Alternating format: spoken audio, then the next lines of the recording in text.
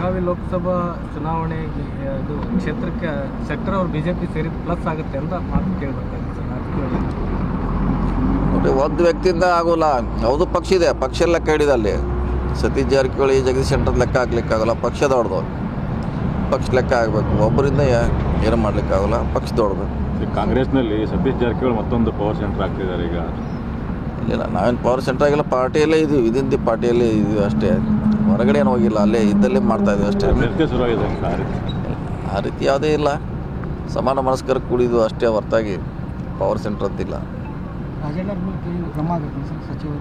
ಹಾಂ, ಸಚಿವ ರಾಜೇಂದ್ರ ಮೇಲೆ ಹೆಂಗೆ ನಾ ಹೆಂಗೆ ಹೇಳ್ರಿ, ಏನು ಕ್ರಮ ಆಗಿದೆ ನಾ ಹೆಂಗೆ ಹೇಳಲಿಕ್ಕಾದ್ರೆ ನಾ ಹೇಳಲಿಕ್ಕಾಗೋಲ್ಲ. ಈ DCM ಚರ್ಚೆಯಲ್ಲಿ ಸರಿ ಒಂದು ಚುನಾವಣೆ ಒಳಗಡೆ ಇಲ್ಲ ಅದಿಲ್ಲ. ಈಗ ಈ ಸದ್ಯಕ್ಕಿಲ್ಲ, ಈ ಚುನಾವಣೆ ಬಂದಿದೆ ಭಾಳ ಹತ್ತಿರ. ಚುನಾವಣೆಗೆ ನಾವು ಹೆಚ್ಚು ಫೋಕಸ್ ಮಾಡಬೇಕಾಗಿದೆ, ಆ ಕಡೆ ಗಮನ ಹರಿಸ್ತೀವಿ. ಅಲ್ಲ ಸರ್, ಉತ್ತರ ಕರ್ನಾಟಕ ಭಾಗದ ಪ್ರಭಾವಿ ನಾಯಕರಾದರೂ ನೀವು ಇಷ್ಟು ದಿವಸದಾಗ ಬರೀ ಸಚಿವ ಸ್ಥಾನಕ್ಕೆ ತೃಪ್ತಿ ಪಡ್ಕೊಳ್ಳೋದಾತ, DCM ಹಂಗಾರ ಆಗಬಾರ್ದತ್ತ.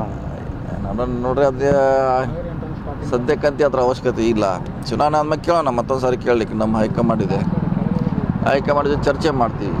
CM ಕೂಡ ಆಗಬೇಕು ಅನ್ನುವಂಥದ್ದು ಇಲ್ಲ, ಅದು ಆ ವಿಷಯ ಈಗ ಪ್ರಶ್ನೆ ಇಲ್ಲಿ ಉದ್ಭವಿಸೋಲ್ಲ. Okay, thank you.